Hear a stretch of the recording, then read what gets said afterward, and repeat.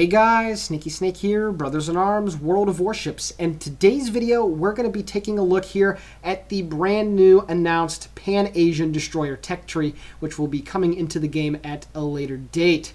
Obviously, British battleships are something that should be coming here really soon, but I found this on the World of Warships Reddit. There was a live stream on the Asian side of Wargaming's company where they did an announcement of sorts for these destroyers, and they start at tier 1 and go all the way to tier 10, and it represents various different nations throughout the Western Pacific, including Taiwan, China, Indonesia, Thailand, and South Korea. Another thing interesting to note is that these destroyers, again, do start at tier 1. Usually you have a so-called cruiser that begins the tech tree at tier 1. However, again, these destroyers will begin at tier 1 with the Chang'an and going all the way up to the tier 10 Haixing. So basically with this video, we're going to be taking a look at the pictures, give you guys some eye candy, as well as talking about any historical significance that these ships have, and then talking about how I think they will perform in-game. So with that being said, let us begin. Alrighty guys, the first ship that we have is the tier 1 Chinese or Taiwanese destroyer, the Chang'an. You can see here by the picture that there are two turrets with two guns apiece, one at the front and one at the rear. It does not appear that she comes equipped with torpedoes, at least not from this angle, but it does appear that she does come with some sort of anti-aircraft defense, although it doesn't really matter at tier 1 because you will not see any carriers. Compared to other ships, it's supposedly a Type D class. I tried to Google it, tried to find some information on what a Type D class gunboat is, but I wasn't able to find anything. However, this ship served at some point with the Taiwanese Navy. So if any of you guys know anything else about this thing, please let me know. Of course, tier 1 ships aren't necessarily that interesting, but considering that this will be a destroyer and not a cruiser, it'll be interesting to see how many hit points it has and if it's able to fire armor piercing, as well as, of course, the high explosive shells. So starting here at tier 1, nothing too spectacular, but very interesting that Wargaming decided to include a tier 1 destroyer. Taking a look here at the tier 2 Taiwanese/Chinese destroyer, the Longjiang. This is also another ship that I was unfortunately unable to find any information pertaining to its history or significance. I couldn't even find the class of ship that this thing belongs to. It appears to be some sort of strange mix of a Dursky and the Tachibana. I mean, you can see the two guns at the front and the one at the rear. It only has 3 of them. I'm not 100% sure of what the caliber is. It looks somewhat aesthetically similar to the 102mm guns that you find on that tier 3 Russian destroyer, but again, I'm not 100% sure on that. And you can also see that it carries 2 sets of dual mounting torpedo tubes along the center near the rear portion of the ship. But of course, as we all know, the Dursky class destroyer carried 10 of those dual mount torpedo tubes, while this one only carries 4. So it's definitely not a Dursky, although the armament may look like it a little bit. Again, really wasn't able to find too much about this ship, but it will be the tier 2. Here at tier 3, we have the Pra or Fra Ruang, the R-class destroyer built for the Royal Navy in 1916 and then transferred. She was HMS Radiant at the time to the Royal Thai Navy in September of 1920. So compared to the tier 2, this ship is a little bit more modern, but still encompasses, at least it appears, the same armament. You have a 3x1 arrangement of 102mm guns, and then you have 2x2 arrangement of 533mm torpedo tubes. However, aesthetically, the ship is a bit different. You can actually see it has something resembling a conning tower in the front, and you also have 3 smokestacks. Here is a picture of the model in game. It says historical data is of 1920, so indeed this is when the ship was transferred over to the Royal Thai Navy. And just looking at its statistics that are given here, displacement of 1,200 tons, it'll have a modest amount of hit points. Pretty good speed for tier 3, however, at 36 knots, which is very, very nice. But overall, again, it seems it has the same armament as the tier 2, so I'm not 100% sure how effective this thing is going to be, because at the end of the day, 3 102mm guns really isn't anything to write home about. However, this thing is similar to the Dursky. However, the Dursky has 10 of those torpedo tubes instead of just 2. However, these are 533mm, so they are larger than the Durskys. So with the same amount of guns, you're going to have probably better torpedo power in terms of alpha damage. However, I am going to assume that the reload might be slightly longer. So at the end of the day, this thing will probably play similar to the Dursky. And yeah, that's all I got for it. The next ship in the tech tree is the Shenyang, the Tier 4 Taiwanese/Chinese destroyer. And according to Reddit user Dark Magus, this ship is the Nokazi, which was one of the Minakaze class Japanese destroyers which were built in the early 1920s. You can see, looking at the picture of the ship, it is indeed a Minakaze class destroyer. However, when one takes a look at the list of ships that were built as Minakaze class destroyers, only one of them was transferred to the Chinese Navy as a prize of war, and it was not the Nokazi. However, it was the Namikaze in 1947. So I'm not 100% sure if this is indeed the Nokazi or if it really should be the Namikaze, but at the end of the day, this is a Minakaze class destroyer at Tier 4. So, as we all know, the Minakaze is a very powerful ship at Tier 5 on the regular Japanese destroyer tech tree. And you also have the Kamikaze as well, and the Fujin. So, a derivative of the Minakaze at Tier 4 should be a very powerful destroyer. Obviously, at Tier 4 for the Japanese, you have the Isokaze,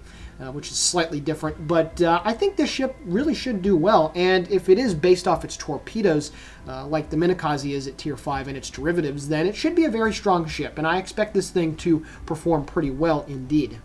Here at Tier 5, we have the Jianwei, which is a Taiwanese Chinese destroyer. And once more, this is the last destroyer that I was unable to find anything pertaining to the class or any specifications of the ship. However, taking a look at this picture, you can see that there are 2 guns up at the front of the ship, and it appears maybe 1 or 2 at the rear. Also, from this picture, it is very difficult to tell how many torpedo tubes this ship has, but it appears that she is rather large. You can see that the conning tower and the hull at the front part is rather large indeed. It does stick up quite a bit above the waterline, so I'm going to assume that the concealment on this thing isn't going to be the best. And also, those turrets at the front do look distinctly Russian/Soviet, so chances are those things are probably not going to be rotating or turret traversing very well. But this is, of course, pure speculation, as I, again, was unable to find anything pertaining to this ship short of the name. Here at Tier 6, we have the Fushun, and the first of the Pan-Asian destroyer tech tree ships to actually be pretty modern, and I do have quite a bit to talk about this ship. This was the former Nevny-class destroyer Rezki, which is Russian for Brusque, and it was transferred in the 1950s as part of the Anshan class of destroyers, which again were just Nevny boats. They were transferred over to the People's Republic of China's Navy in the 1950s, and they served with distinction until the 1980s.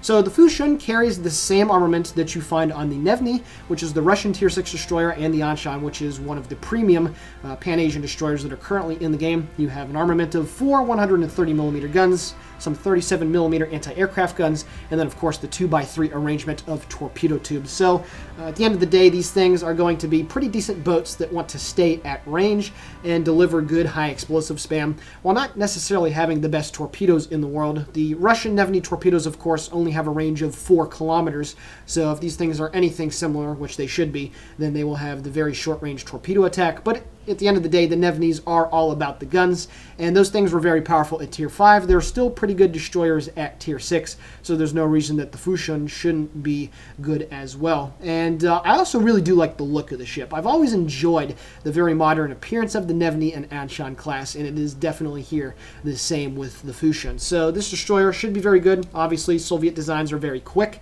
so this thing is very quick for its tier as well, and I'm actually pretty excited to go play this thing.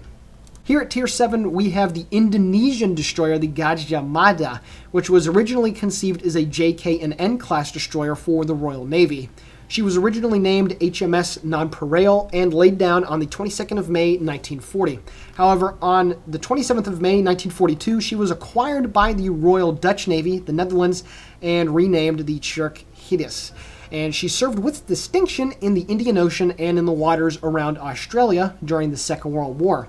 Following the war in 1951, she was then purchased by the Indonesian Navy as, again, the Gajah Mada, and was scrapped in 1957. So this thing was under the hands of 3 different navies throughout her service life. However, it is not the particular ship in and of itself which is special, it is the actual class of destroyer. Again, the JK and N class destroyers were built during the mid to late 1930s for the Royal Navy as very modern, fast destroyers that were going to accompany the main battle fleet. And as such, this thing has quite a statistical page to it. 2,420 tons for displacement, pretty heavy for a Tier 7 destroyer. She has a maximum speed of 36 knots, a 3x2 arrangement of 120mm guns as well, and these do perform as dual-purpose armaments, which is really nice. And I'd say that these will probably be very comparable to the Błyskawica's guns, the Tier 7 Polish premium destroyer. She also comes with some 40 and 20mm autocannons for anti-aircraft defense. However, it should be mentioned that most interwar destroyer designs of the Royal Navy did not come with a terribly good AA suite, and as such, a lot of these types of destroyers were lost during the war. But another thing about this ship that is really, really good is her torpedo armament. 2 quintuple torpedo mounts, so you get a total of 10 fish in a broadside. And assuming that she has torpedo armament comparable to, say, a Leander or possibly a Fiji with 8 and 10 kilometer range on the torpedoes, as well as respectable damage and respectable top speeds, this thing is really going to be a very powerful destroyer. Very fast firing guns, you get 6 of them, plus really good torpedoes, and you can also see that this ship sits very low in the water. And as we all know, a lot of destroyers at Tier 7 do have quite a bit of trouble when it comes to their concealment rating. So this thing really looks like it can be one hell of a destroyer in game, and I am really, really excited to play this one. Here at Tier 8, we have the Hyson Yang, which is a Gleaves-class destroyer. She was the ex-USS Rodman, or DD-456.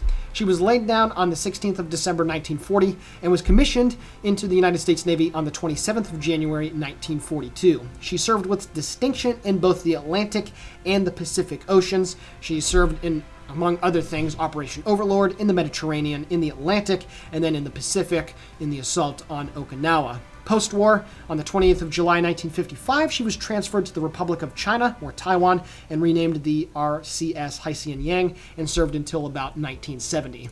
So what you need to know about the Gleaves class is they are essentially Benson-class destroyers. However, there are 2 major differences, the first of which is the machinery spaces and the engine spaces. The Gleaves class were built with, according to the Bethlehem company that made them, better and simpler machinery that would be able to achieve the same fuel efficiency. It was better subdivision of the machinery and engine spaces in the Gleaves class. However, aesthetically, to those of you, the only major difference between the Benson and the Gleaves are that the Benson class have the flat crop-topped smokestacks, the 2 of them along the center line of the ship, whereas the Gleaves class, as you can see on the picture of the Hyson Yang, have the rounded feature to them. And that's, again, the only distinguishable difference on the outside. So these should play very, if not exactly the same as a Benson class. Now, of course, as designed, these ships did come with 5 127mm guns, so it will be interesting to see if you can get a hull upgrade where you only have 4. But of course, looking at the model on screen, you can see that it only has 4 of the guns. So we'll see if it does get an A hull, which does have the original configuration of the guns. But 4 127mm guns, they still have that ridiculous rate of fire, and of course, they are the mechanized turrets, so they will be good. You should also come with a decent AA suite, at least for a Tier 8 destroyer. And then, of course, having 10 of the 21-inch torpedo tubes. Now, this ship, when she was built, only had 5 of the torpedo tubes due to the fact that they wanted to cram more AA on it, as kamikaze attacks became a real problem in the latter part of the Pacific War. However, you can see again here on the model that she does come with the full complement of 10 533mm torpedo tubes. So it will be interesting to see the performance of those torpedoes, and it will also be interesting to see whether she comes with any gimmick like defensive AA, which you can get on the Benson, or hydroacoustic, which you can get on the Lo Yang, which is a Benson-class destroyer. So certainly a very interesting design, and I am also really excited to see how this one will play out in-game. Here at Tier 9, we have the Chung-Mu, which is a Fletcher-class destroyer that was given to the South Korean Navy after World War II. She originally was the ex-USS Urban, or DD-631. She was launched on the 21st of March 1943 and commissioned on the 28th of May 1943. She joined the 5th Fleet for training exercises before heading out for the invasion of Tarawa in the Gilbert Islands. She also participated in the invasion of the Marshall Islands, and she also participated in the Okinawa invasion as well, screening for the kamikaze attacks ahead of the main battle fleet. During the Korean War, she was recommissioned on the 19th of May 1951 and also participated in that war as well for 2 years. And then on the 16th of May 1963 was transferred to the South Korean Navy as the ROKS Chungmu DD-91, and she served until 1983, it appears, and was used then afterwards as a stationary training vessel. So this destroyer, again, at the end of the day, is a Fletcher-class destroyer. And taking a look here at the model of the ship in-game, this thing carries, it appears, the exact same armament that you're accustomed to on the Tier 9 American destroyer, the USS Fletcher, as well as the USS Black at Tier 9 as well. Speed of 35 knots, 5 127mm guns. You do get a pretty nice AA suite of 40 and 20mm autocannons, and then, of course, 2 quintuple launchers of the very good Fletcher torpedoes, the 533mm, which have a range of 10.5 kilometers and very good damage and very good speed at 66 knots, I believe, as well. Now, one thing you can see here on the model, there is a very prominent radar mast and tower that is just behind the superstructure in front of the first funnel on the ship. I really hope they don't do anything like that. Obviously, it's modeled really nicely in game, but let's not beat around the bush here. The Black is pretty ridiculous with that radar, and I really hope they don't do anything like that as well. But then again, because the Loyang has hydroacoustic at Tier 8, maybe the higher tier Pan-Asian destroyers will have hydroacoustic as well, so we'll see about that. But at the end of the day, it's a Fletcher-class destroyer, nothing less really and nothing more really. So the Fletcher is regarded as one of the best, if not the best destroyer at Tier 9 anyway. So if this thing has the torpedoes that are comparable to the regular Fletcher, then it should be really, really good anyway. And lastly here we have the Haisiang Yang, which is a Taiwanese destroyer, originally the USS Brush of the Allen M. Sumner class. She was launched on the 28th of December 1943 and commissioned into the United States Navy on the 17th of April 1944. During the Second World War, she served with the 5th and 3rd Fleets during the operations on Leyte, Luzon, and Iwo Jima, as well as Okinawa. During the Korean War, she operated as part of Task Force 77 and served honorably during that time as well. She also had a bunch more, 7 to be exact, Western Pacific deployments throughout the 1950s and early 1960s. She was decommissioned and stricken from the register on the 27th of October 1969, and on the 9th of December was transferred to Taiwan and, of course, renamed the Haisiang Yang, where she was stricken and broken up for scrap in 1984. So the Allen M. Sumner class of destroyers, these came before the Gearing class and were quite a bit of an improvement over the preceding Fletcher class, which of course you have with the Chungmu and the Fletcher at Tier 9. So these things, the distinct feature is the implementation of the twin 5-inch 127mm gun mounts. But these ships also carried dual rudders, which was a first for American destroyers.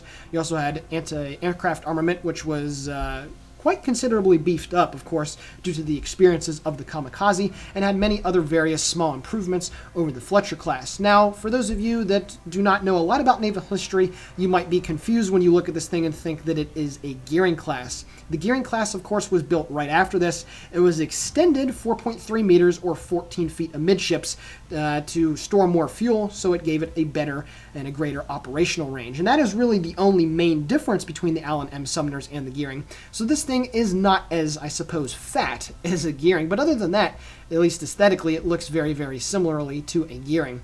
So it'll be interesting to see if this ship shares the many similarities with the Gearing that we have in game at Tier 10 on the American Destroyer Tech Tree. Of course, it is rather slow, 34 knots, which is even slower than the Gearing, to be honest with you. Of course, 3x2 arrangement of 127mm guns. You have the arrangement of 40 and 20mm autocannons, and then, of course, the 2 quintuple launchers for a total of 10 torpedoes. It'll be interesting to see, again, what the performance is of the torpedoes on those ships. Of course, the Gearing having the ridiculous 16.5 kilometer torpedoes, and they do a decent bit of damage. I think about 17,900 or so on a max roll. So it'll be interesting to see. You can also see, of course, that it has the very prominent radar dish at the top behind the superstructure and in front of the first funnel. So we shall see if it gets something ridiculous like that. I am not saying that it will. That information has not been passed, and I really hope that it doesn't, because that'd be absolutely ridiculous. But other than that, a very nice looking ship. I really do enjoy the blue paint job that she has on it. And that will finish off the line here for the Pan-Asian Destroyer Tech Tree. So there you have it, folks. Those are the Tier 1 through 10 leaked Pan-Asian destroyers on the Tech Tree.